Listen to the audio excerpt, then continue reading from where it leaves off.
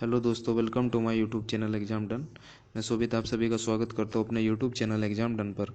आज मैंने current issue discussion में मैंने जो टॉपिक लिया है आपके लिए वो है न्यायाधीशों की नियुक्ति कैसे होती है, कैसे हमारे जो अभी हाल ही में इनको नियुक्त किया गया है युलू ललित जी को, इनको कैसे नियुक्त किया जाता है और कॉलेजियम की क्या व्यवस्था है भारत के अंदर, क्या प्रावधान है, संविधान के अंदर क्या प्रावधान दिए गए हैं, इसको लेके सभी के बारे में चर्चा करेंगे। चलिए इस डिस्कशन को शुरू करते हैं। सबसे पहले मैं डिस्कशन शुरू करने से पहले मैं आपके सामने एक बात रखना चाहूँगा। चैनल को सब्सक्राइब जरूर किया करें, क्योंकि सब्सक्राइब करते हैं तो आप चैनल के रिकमेंडेशन करता है और एल्गोरिथम में आप यूट्यूब के एल्गोरिथम में आता है तो ये रिकमेंड करता है, तो आने वाली नोटिफिकेशन जितनी भी होती है वो सब आपको मिलती रहेगी। चलिए देखते हैं कि क्या प्रावधान दिए गए हैं। 26 अगस्त को एन वी रमना जी का शपथ ग्रहण, एन वी रमना जो रिटायर हो रहे हैं 27 अगस्त को शपथ ग्रहण होगी यू ललित जी की। या आप द हिंदू की कटिंग देख सकते हैं कि उदय उमेश ललित जी को 49वां चीफ जस्टिस ऑफ इंडिया शपथ ग्रहण होगा। अब सबसे पहले इनके जो भारत के संविधान में जो प्रावधान दिए गए हैं सुप्रीम कोर्ट के जज के लिए, सबसे पहले उसके बारे में देखते हैं। आर्टिकल 124 यह कहता है कि भारत का जो एवरी जज होगा वो प्रेसिडेंट के द्वारा नॉमिनेट किया जाएगा या प्रेसिडेंट के द्वारा नियुक्त किया जाएगा। और आर्टिकल 124(2) क्लोज में यह भी प्रावधान किया गया है कि भारत के जो वर्तमान में जो न्यायाधीश हैं वो रिकमेंड करेंगे, जिसका नाम वो रिकमेंड करेंगे वो प्रेसिडेंट्स के पास ला के रखेंगे और वो उसकी नियुक्ति करेंगे। कॉलेजियम के आधार पर अगर हम बात करें तो भारत के अंदर सबसे पहले जो मेन इंपॉर्टेंट यूपीएससी में भी सवाल पूछा जा सकता है कि भारत के जो चीफ जस्टिस की जो नियुक्ति है वो कैसा आधार पर की जाती है, एज के आधार पर की जाती है या एक्सपीरियंस के आधार पर की जाती है। आपको मालूम होना चाहिए भारत के जो सीजीआई की नियुक्ति है वो एज के नहीं, वो एक्सपीरियंस के आधार पर की जाती है कि कितना आपका एक्सपीरियंस हो चुका है और कितने आपको साल करते हुए सुप्रीम कोर्ट में काम करते हो गए। अब इसमें देखते हैं कि जो भारत के जो सीजीआई के लिए क्वालिफिकेशन है वो क्या क्या है। सुप्रीम कोर्ट के जज जितने भी होते हैं वर्तमान में जो सुप्रीम कोर्ट के जो जज हैं वो 34 हैं, उनमें से 4 महिलाएं हैं और एक सीजीआई को मिला के 34 वर्तमान में जज हैं सुप्रीम कोर्ट के अंदर हमारे भारत के। मैंने इस वीडियो को इसके जो सुप्रीम कोर्ट के कितने जज होते हैं, कितने आपके हाई कोर्ट में जज होते हैं, इन सब के बारे में मैंने एक वीडियो में समझाया हुआ है, उसका डिस्क्रिप्शन में लिंक है, आप जा करके उसे देख लें। सबसे पहले उसके बारे में जानें और देखें कि क्या कैसे कैसे हमारे सुप्रीम कोर्ट में क्या क्या प्रावधान होते हैं, कैसे कैसे जजों की नियुक्ति की जाती है और किस आधार पर क्या काम होता है किस जज का, ये सब उसके मैंने उसमें आपको उस वीडियो में समझाया है, आप जाकर उसे देख सकते हैं। तो ये क्वालिफ़िकेशन है हमारे सुप्रीम कोर्ट के जज की। जो पहले तो वो जो पहली क्वालिफ़िकेशन है वो भारत का नागरिक हो, वह 5 साल किसी हाई कोर्ट में अपनी सेवाएं दे चुका हो, या फिर वह 10 साल एडवोकेट रहा हो किसी हाई कोर्ट में। तो ये प्रेसिडेंट के आधार पर ये सब नियुक्ति की जाती है सीजीआई की। अब रिमूवल का प्रोसेस बाद में देखेंगे, पहले जुडिशियल की पावर को देख लेते हैं कि क्या होता है। India is a federal state having a single and United judicial system with A structure that is supreme court. Supreme court, high court, subordinate court, ये सब बातें मैंने आपको जुडिशियल पावर के बारे में जैसे जैसे होता है ये सब उस वीडियो में मैंने आपको समझाया, जा करके उसे देख लीजिए। सब उसमें मैंने अच्छे तरीके से समझाया है कि कैसे भारत के अंदर जजों की नियुक्ति होती है, कितने कितने कोर्ट होते हैं, कैसे कैसे हायरार्की होती है कोर्ट की, सुप्रीम कोर्ट, फिर हाई कोर्ट, फिर डिस्ट्रिक्ट कोर्ट, कैसे कैसे हायरार्की बनी हुई है भारत के न्यायाधीश में या न्यायालय को नियुक्ति करने के लिए। अब जो हमारे जो यू ललित जी हैं उन्होंने सबसे पहले जो उनकी जो खास बात है, उनका एक्सपीरियंस जहाँ में रहा है तो वो अयोध्या मामले में रहा है। अयोध्या मामले को लेकर वो सबसे ज़्यादा स्ट्रिक्ट दिखे थे। तब जाके 1992 में लगभग जब अयोध्या के बाबरी मस्जिद केस हुआ था, उस टाइम पे जो सरकार थी उस टाइम पे उन्होंने उस केस को अपने से विड्रॉ कर लिया था कि मैं इस मैटर में नहीं पढ़ूंगा। तो उस जाके वहाँ पे उन्होंने अपने आप को इससे दूर कर लिया था, क्योंकि उस टाइम पे ये एडवोकेट हुआ करते थे हाई कोर्ट में, तो वहाँ पे इन्होंने इसे अपने आप को रिमूव कर लिया था। इस आधार पर लगभग ये भारत के सबसे पहले ऐसे न्यायाधीश हैं जो सीधे एडवोकेट से नियुक्त हुए थे, क्योंकि आज तक जितने भी न्यायाधीश नियुक्त हुए हैं वो जजों के आधार पर नियुक्त हुए हैं, जैसे कि पहले जज रहे हों, लेकिन ये ऐसे ऐसे जज बने थे कि ये 10 साल के जो हमारा उसका कार्यकाल दिखाया गया कि 10 साल तक वो एडवोकेट रह सकता है। ये ऐसे न्यायाधीश हैं, ये सीधे एडवोकेट से जज बने थे। अब ये आर्टिकल मैंने आपको समझा दिया है कि 124 के अंतर कैसे कैसे प्रावधान किए गए हैं। आर्टिकल 214 क्या क्या 217 भी क्या कहता है, Indian constitution state that the जज ऑफ द हाई कोर्ट, ये हाई कोर्ट के जितने भी जज होते हैं उनको अपॉइंटमेंट करता है प्रेसिडेंट के द्वारा।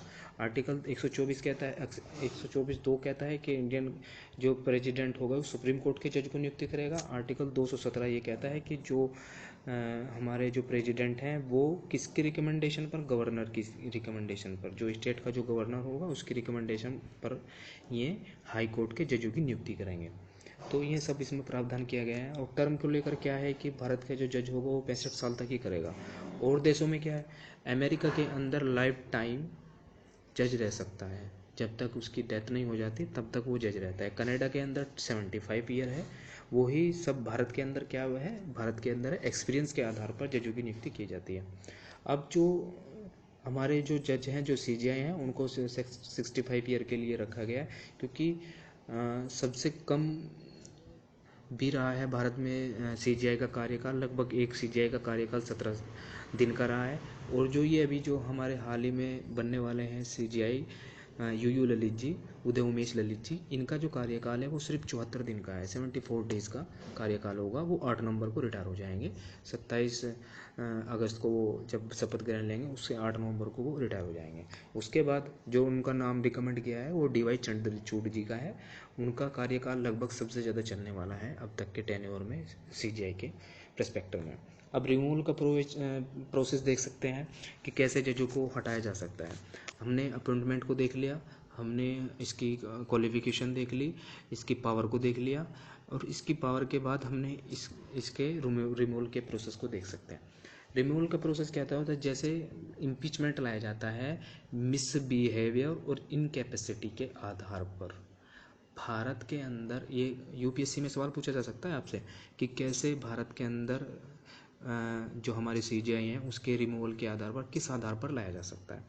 तो आपको ध्यान रखना है, मिसबिहेवियर या इनकैपेसिटी के आधार पर भारत के CJI के खिलाफ महाभियोग या इम्पीचमेंट लाया जा सकता है।